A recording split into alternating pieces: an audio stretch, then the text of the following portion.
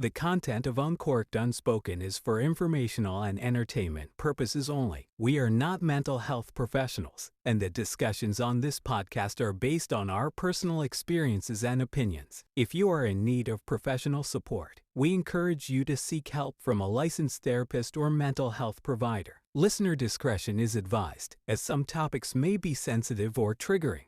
Life doesn't pull punches. Grief, growth, and everything in between, we're here to talk about it. Welcome to Uncorked and Unspoken, where we dive into life's toughest conversations, real, raw, and unfiltered. Every week, we'll grab a glass of wine or beer, and we'll dive deep into the stuff that's tough to say, but important to hear.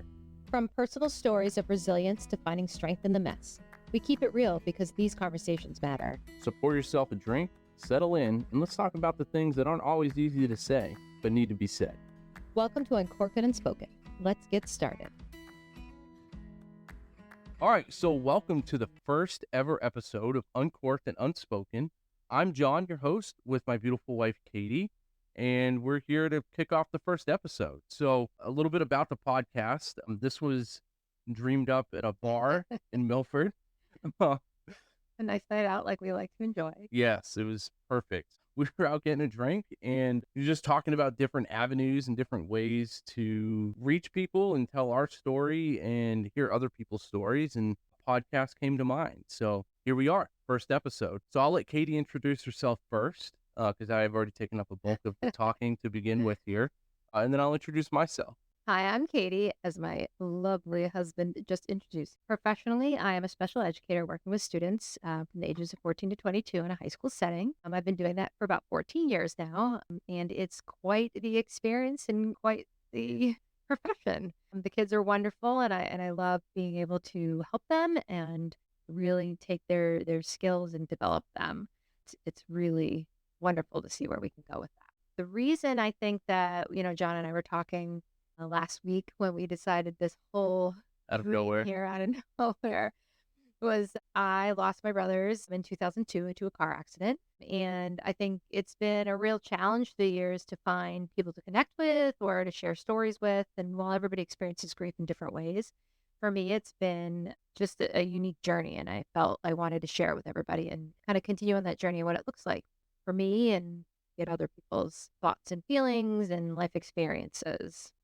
I'm excited to be part of Uncorked Unspoken because it's something that John and I can do together, which is really great. We love doing things together.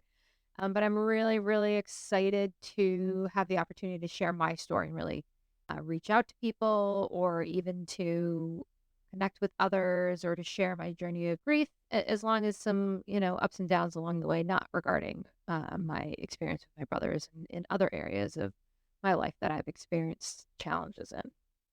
And a fun fact about me, or a quirk, I have always wanted to be a sommelier. And as John and I talked last week, we wanted to incorporate some beverages within our podcast because we both enjoy wines, beers, spirits, if you want to call them that. It's kind of like a pastime of ours. It is in a healthy way. In a responsible way, of course, yes. But we thought it'd be really exciting to kind of showcase some of our favorite beverages along the way and share them with everybody. And great introduction. I mean, and they're only going to get to know you more. So I feel like just enough to make them curious, similar to us 2 years ago. All right. So I'm John. Professionally, I am a corporate agency recruiter, and then I also still serve part-time in the Army National Guard. So, I mean, resilience comes in day to day in agency recruiting, but definitely more so in my military career. So that's primarily what we'll talk about and the experiences I'll lean on. I think life is an interesting thing, and as Katie has lived a full 42 years. 42 years young. 42 years young. And let's just say that he is 35. There we go. I was gonna get to my age. I've lived a full 35 years. I've been in the military for 16 years. Now currently the rank is Sergeant First Class. I have 2 deployments, one combat, one kind of like a training-ish type deployment. I've recruited for a long time, served as a drill sergeant, so not a lot of experience not only with my own resilience, but with making other people more resilient in a controlled and effective manner through pain and repetition. So I think that as you'll find as we talk through this podcast, and as even Katie touched on, like grief just looks different. The people grieve different things. So We'll both lean on each other's experiences with that. I'm excited to be a part of this podcast because I get to do it with Katie. Same reason she's excited to do it. I think it's a good outlet for us. I think it's an interesting like social experiment on like marital communication. For sure. We just celebrated our 1 month wedding anniversary 3 days ago. So we're just diving into essentially recorded couples therapy. It's perfect. All things marriage. All things marriage. So, it makes me super excited to do it. And different experiences that have influenced my outlook on life, we'll definitely dive into those. There's almost too many to mention for a first pilot episode. So, and then, yeah, I think that's kind of the big stuff. An interesting, like, personal connection or, different, like, sort of insight that I have with this podcast, just would, again, be my own personal experience and not just working with different people and, helping them go through different parts of resilience and getting through tough things. A fun fact or a quirk? Do you want a quirk? I can give you. Oh, you have a quirk? This is it. Okay. I'll take a quirk. What's the quirk? You leave the lights on everywhere you go. No, I feel like this was the answer to a pet peeve quiz that we did. It's a quirk. It's a quirk. All right. So I am no good for the environment and just leave lights on everywhere. And a quirk for Katie is she loves turning lights off. So I do. this is perfect. This is just a Child match of the made in 80s heaven. and 90s, and your dad being like, shut that light off. I just want to get all the smart bulbs so I can just say it with my voice, and it's too easy. Or just put them on a timer, right? Awesome. Well, that gets us through, kind of introducing who we are and our different, like, contributions to this podcast.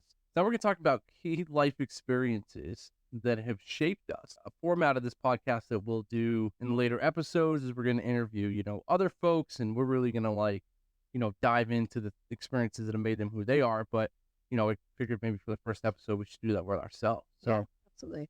So Katie, I'll shift it over to you. What is one of those like key life experiences that has shaped you and, what specific challenges did it bring and what lessons were learned from it? Well, as I mentioned, in 2002, I lost my brothers. They were 17 and 18 years old in a car accident. I was 20 years old. I was a junior in college down at Bridgewater State. Yeah, water. A shout out, not sponsored by Bridgewater State University, though. And from that moment on that Sunday evening when my dad called me, and it changed my life forever and continues to. Can I ask you what that moment was like? Because you just touched on it. Oh, gosh. I know, that's a deep question. It is. I mean, it's very vivid. It was very unexpected, of course. My dad, I mean, I can remember it very clearly. My dad said, Katie, are you alone? And I said, nope, I've got my roommates here. And he said, there's been an accident. And I thought instantly, it was like my mom or my grandmother. I never in a million years would have thought it would have been my brothers. So he said, there's been an accident, and Kyle and Tim are in an accident, and they didn't make it.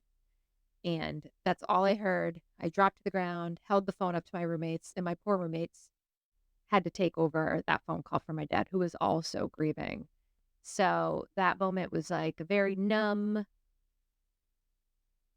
The world was spinning, and I was just on the floor in my dorm room with my roommates, talking to my dad, figuring things out. I was told that my uncles were on their way to pick me up. I had to rush around not knowing what was going on to put anything I could. I like threw random stuff in a laundry basket, and they picked me up, and it was the longest hour and a half car ride I've ever had till I came home and saw my parents, which they were both in shock. My dad went out looking for my brothers, and my mom stayed home. So they both had two different experiences of their own, and I had my own experience. So we were in shock and grieving, and I don't even think we knew what grieving was. I guess at that point we were just all in shock in different ways, and we all came together, but it wasn't. I think it was just so unfathomable of what was occurring and what was happening that didn't seem real. And having to go see my brothers, they were both open casket, which I've been to in the past, but that was a whole nother level of things because you look at certain people when they're in caskets, and you say, how could this happen? They look fine. My brothers didn't look terrible, and obviously the wonderful people who do this for a living do their best to make your loved ones look as best as they can. But was that harder or easier? It was harder because you were like, how did they die? Hmm. If they look like nothing happened to them.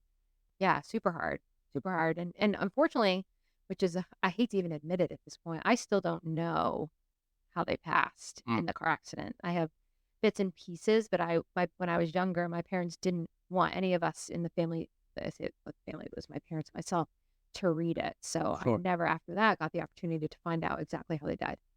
My aunt and uncle are both doctors, and they kind of shared their thoughts and what they had read, but never fully explained it. So that didn't help seeing them as they were at the funeral home. Uh, and then I didn't want to leave. I felt like their big sister, and that was really, really hard for me to leave the funeral home. Mm. And then the days to follow were just lots of people in the wake and going to the cemetery. And while it was such a blur of a week, it's still very vivid. And I think after that, my journey began, and it's ebbed and flowed and changed. And I looked for myself as I was before they passed and chased that for a while, and then had other experiences. And I mean, I've always talked about them, so that's never been a thing I've strayed from. But yeah, it's just been a journey, and I want to share that with people, and I want to hear other people's journeys, and even if we all get together and say, "Hey, I feel the same way," that's validating. Right. Sharing. Yeah, and you talk about like the journey or your journey of grief. Like, how does that look different through the years? And I know it's a tough question. November 3rd will be 22 years. I think for a long time, I went back to college after 2 weeks. I just needed to get back into the flow of things, and uh, I struggled. I remember calling my mom regularly and being like, "Mom, I can't focus. I can't do this. I just don't understand." And she's like, "I feel the same way." And while both my parents' journeys were different than mine, we all kind of agreed that it was that the coping was hard. Coping was different. Being around people was different. Um, but I went through. That was kind of a not a positive, but like I was lucky in the way that I was still in college, and I got to kind of continue to lead my life while remembering my brothers, but not pushing it off to the side. But it was like a side thing. So when I went home, I dealt with it. But at school, I was sad, and I was You were able to yeah, disassociate and yeah. Like I still distract a talked little about bit. yeah, it was distracting. I would say, yeah. So I was able to do that for years. I distracted, and I had my struggles with friendships, relationships, and searching for what that looked like for me, and wanting people to be there for me, and they truly couldn't, because that's a hard thing to deal with when you're in your early 20s. Mm. You don't know how to help somebody who's lost two siblings, just how grief goes. But um, yeah, I think through my 20s, I was doing my best and searching for what I wanted. I thought I knew what I wanted. I was just looking for somebody to be there for me and care about me. And fortunately, it didn't always happen. And that's Mm. part of, your growth process for anybody. But yeah, I searched for that for a really long time, uh, and put myself out there, and was there for a lot of people that necessarily weren't there for me. And again, that's just part of life. But yeah, it took me a long time. I think I was in my mid 30s when I finally realized, like, I shouldn't be chasing what I used to be, because I'm not that person anymore, because of my experience, because of my growth, my grief, and my journey through all different aspects of my life, Right. not just my brothers. But um, yeah, it wasn't until then that I was like, wait a minute, like, I like who I am, and I'm finding passions and challenges, things that I really, really feel like I'm benefiting.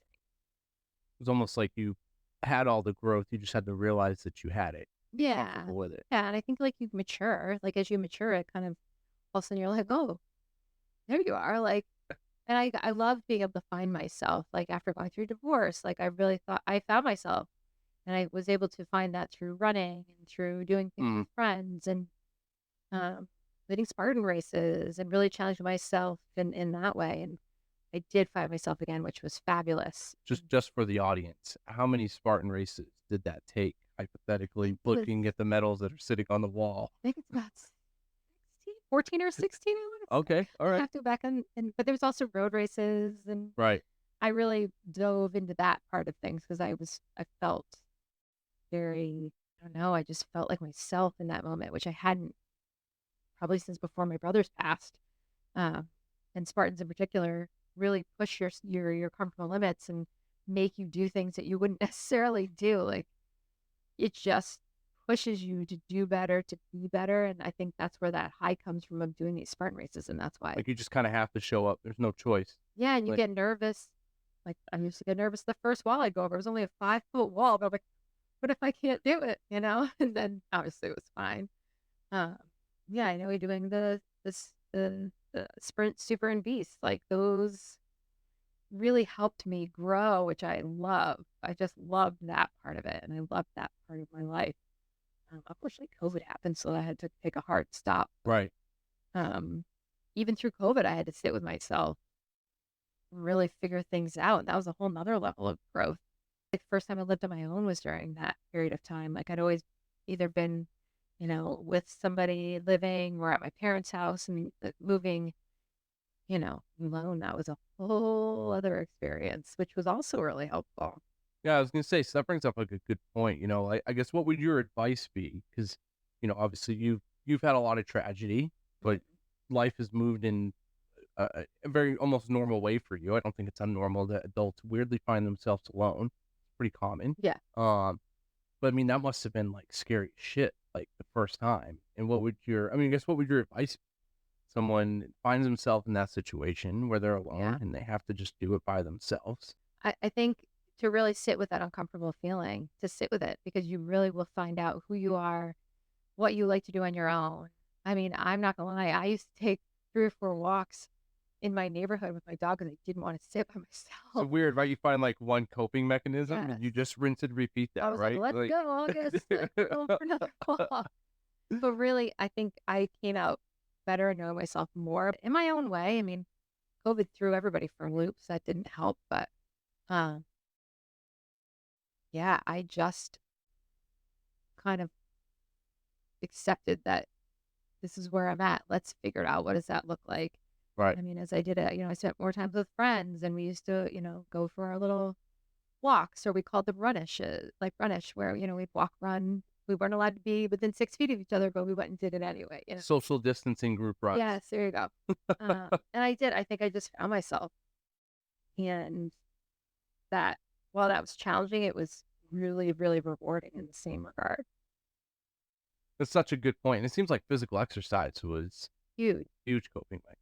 I mean, It there's a lot of still studies is. out there that support like release of endorphins. And I mean, even outside of like the scientific side, I feel like to go through a moment where you like are essentially practicing being alone in a shitty Yeah. situation it can build a lot of resilience. For sure. Being out and being active and movement. And you and I are both so big on that as it is. Competitive, It is truthfully. competitive. If the windows were open to our apartment here, they would see us racing around the apartment, looking at our watches, trying to figure out who's going to get 10,000 steps first. So, We appreciate a good competitive moment. Mm. But in all honesty, like that, if I don't have movement every day, I don't feel like my best self. And I'm not going to feel like my best self every day, but it helps Right. me cope with stress and all the things that life has to bring. And along with, going back to that grief piece, that also helps with it. I can have a healthy way of coping with that and still be able to sit with it, that grief, but by moving and being active and making a point to do that every day. I feel better overall. just being able to do something. Yep. So, I think it comes down to, I've also found like solace and exercise. And Yeah. I mean, even to a point, like it was the thing I prioritized over other Same. things. It was like my self-care. Yeah. And it's nice. Like I always found myself like, it gives you an element of self-control if Mhm. you feel like the rest of your world's Oh, gone to shit and you don't yeah. have control over potentially everything else. Yep. Well, I think an important thing with life is having that outlet, but also having something to look forward to. For I mean, sure. you're stuck in a place where maybe the things that you're forced to do, you don't necessarily look forward to. Like having that outlet is super important. Mhm. Yeah. Yeah, that's and we'll dive in more to your story. It's incredible. Like It's it's journey. unfortunate and it's Yeah. you know but you're who you are today is pretty incredible. I appreciate it. Despite all those things. Yeah. Like always enjoy. Never going to end. We talk about that a lot. Right. I am who I am because of that journey and I've worked hard, I think, to get there. And not that if I could take it all back, clearly I would. Right. Take back all that to have my brothers back. I bet. But to an extent, I'm proud of myself for where I've come from where I was, 15 years ago. I think Right. it's really been a journey, and still always a journey, but good spot. So my journey is an interesting one, and it's interesting. Like I was thinking even before this episode, like, is there a singular moment? And that's actually a really tough question. I don't think there is necessarily. Like, I can't pinpoint a singular moment, if that makes sense. And not that like there's an abundance of them, but like my life is just like leapfrog various like traumas, right? And Yeah. and each one's created a different lesson. I think the interesting one that like I really disassociated with for a long time was like my child. Sure. Yeah. And that was I don't think I came to terms with that until maybe 5 years ago. Like I was 30 is like a weird age. Like you Yeah, just it is. weirdly take inventory of your entire life, and you're like, all right, like here's this thing I haven't necessarily unpacked. Throughout my 20s, I feel like I didn't really think about it at all. The downside to that is that just because you don't think about it doesn't mean it doesn't impact Right. who you are Yeah. Yeah. and certain responses that you have in certain situations. So yeah, I guess like to dive in a little bit deeper, I go like a real like turmoil filled childhood. We've talked about it in Yeah. depth. I was born, I guess we'll start there because that's like super important. Like I was born in New Hampshire. My mom at the time was in an interestingly tough spot of her life. My dad was incarcerated when I was born. She meets a guy. Well, he's incarcerated, maybe a year, not even actually. But anyway, so she meets this guy. They have another child, my brother Mike, who we're as close as can be. I have other siblings as well. Unfortunately, at that time, just due to like circumstances inside and outside of my mom's control, they weren't necessarily around. So she meets this guy. Mike's born. We moved to Texas. Again, not necessarily old enough to totally remember this. And I think the unfortunate dark side of it, and the reason that like I preamble story is that it was incredibly abusive. It was abusive from my earliest memories are of some sort of abuse all the way up until I was 10, 11 years old. Really up until about the year 2000, 2001. And then even after that, there's just stuff that spilled over. But there's a lot of studies out there on like kids that go through like domestic violence, child abuse. And of course you see them in like, I probably definitely saw them in my 20s and was like, that's not me, doesn't impact who I am. It's interesting a lot with kids that go through child abuse or domestic violence is that like, and again, I'm not like a professional on this, but essentially they say there's like two paths, right? Like either you become that, and I wasn't that. It's not in my nature, which is good. It's positive, right? I think that that's a choice, right? And I'm not saying that folks haven't dealt with some things and had some like inadvertent consequences, but I made that choice early on. That wasn't going to be who I was. Well, I think the unfortunate thing is like you're cognitively being developed in those years, and you don't realize that you pick up all of these like various trauma responses or these thought patterns. I had undiagnosed anxiety. I mean, probably as early as 4. Like for a 4 or 5-year-old to suffer their first panic attack, which is interesting because I think anxiety will definitely be a topic of this podcast For at one sure. time. And when you're older and you suffer a panic attack, you're like, shit, you're conscious and you're aware of it. Yeah. When you're younger, you can't necessarily like conceptualize much. So it's weird. Like the side effects of the abuse almost become as traumatic as the abuse because like not only does your home life suck now, but like so does your internal wiring. Yeah. Because chemically and thought process wise, and some of them are legitimate. I think that's the really tough part. And even my experience in the military is like you have stimulating situations or circumstances, and they're supposed to create like a physiological response of fight or flight. The unfortunate thing is that after overexposure, your body struggles to turn those things on and off. I wonder like what that line is between trauma and grief, and like it's a good wonder. Yeah, it's a good wonder. Yeah, I think that line is whether they're correlated, one causes the other. It would be an interesting thing to unpack because I think that regardless of the trauma, there's grieving that's associated with it. You're grieving a loss of who you were or a loss of who you want to be. Obviously thought you a were going to loss, the be. loss of someone. Yeah. Yeah, I mean, there's a loss of what your future life would look like. I know that's a big part of my journey through at least losing my brothers, but that kind of goes on other areas. So you bring up a good point, and we've talked in depth about this, and I even like am now kind of thinking about it with my own story. But like, how often do you find yourself like grieving who you could have been despite your trauma, if that makes sense? So if the trauma never happened, Yeah. like what does that grieving process look like? Because I think in my own journey, that's pretty clear. That might be more clear than grieving the actual trauma. Hmm. I think for me, it's not necessarily daily basis, but it's on a regular basis where I kind of look back and been like, what would that have looked like? And I've had conversations about actually more regularly about my brothers and what their lives looked like and families if they were still alive and what would that look like for us and family. I've always wanted a large family and I have two younger sisters, which they're fabulous and wonderful. So, that's been a nice like light and Yeah. future what that looks like for each of them. But yeah, I think I grieve it regularly. I grieve what it would have looked like if I had kids earlier in my life and had that opportunity to have a large family. And what would that look like if my brothers were here and they had children? What would that look like on holidays, vacations and all that? So I think that's just like a natural, like, what if Yeah. it's manageable? But, there are times, and as you've seen that we're sad.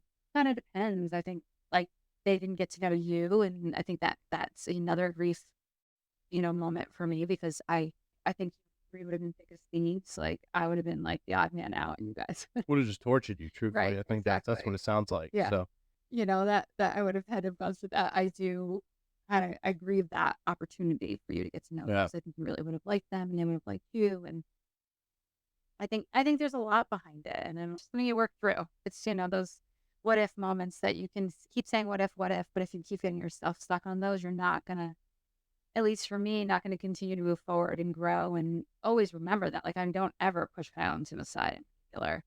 Um, Yeah. just a what if, don't say what ifs all the time. Right.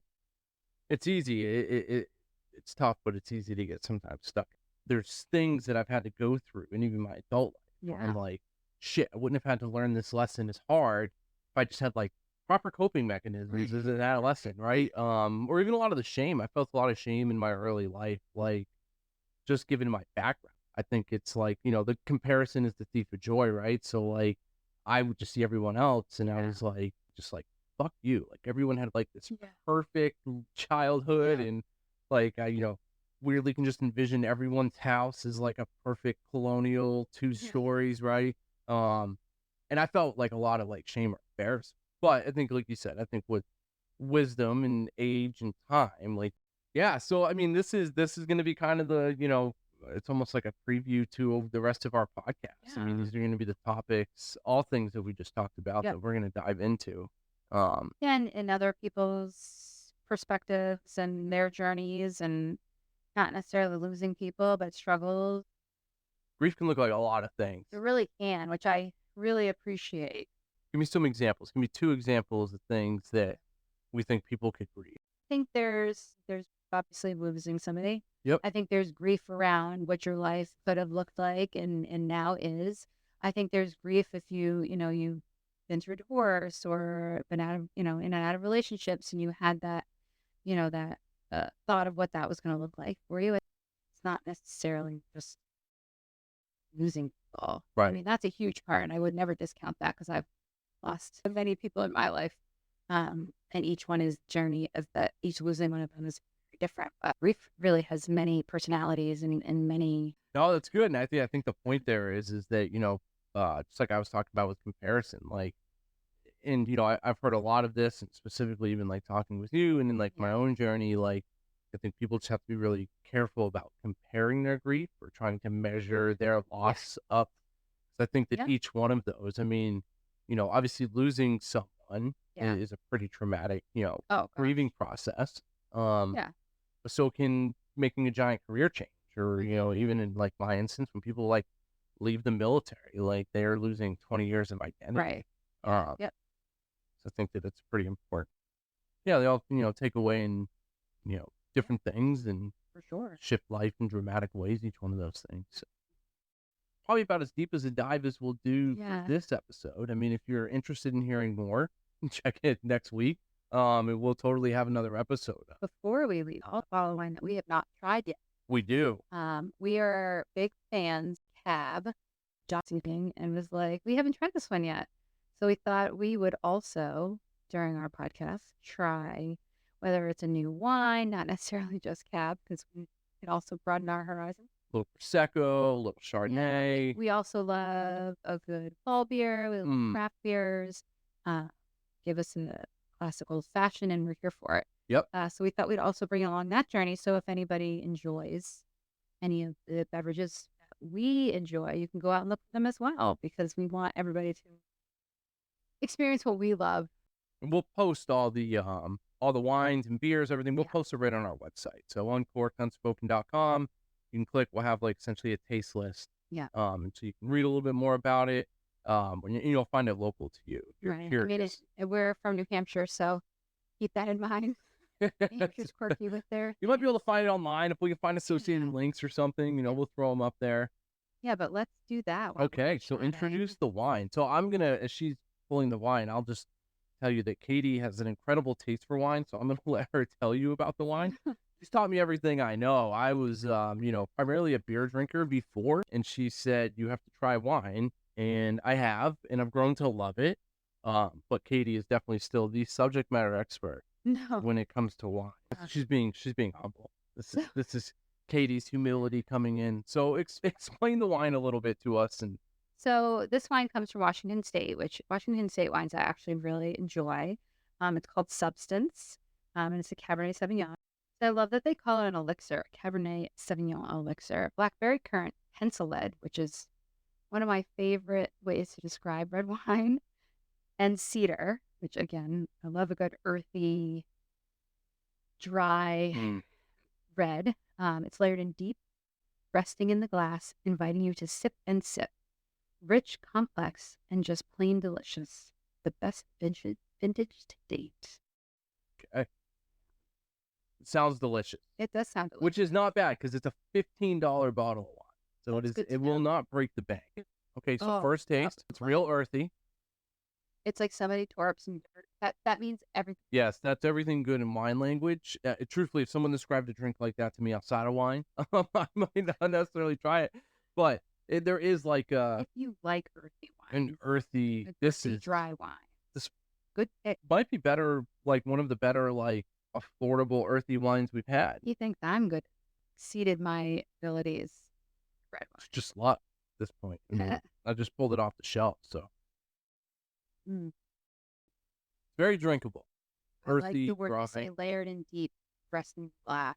This is a good one. It's great. We came right out the gate hot, so affordable, $14.99. Typical average price about $15 bottle of wine. We like affordable wines. Sometimes we go above, but this was a fabulous affordable wine find. I plan on purchasing again. It's a repeat. Again, I'll post the image. Again, the label is like black, it's white, it's got a big CS. It's Substance. Washington State is the maker of the wine. $15 bottle of wine. It's dry, it's earthy, it's a good cab. Really good cab. I would if you like a good dry cab with personality, this is fabulous, affordable.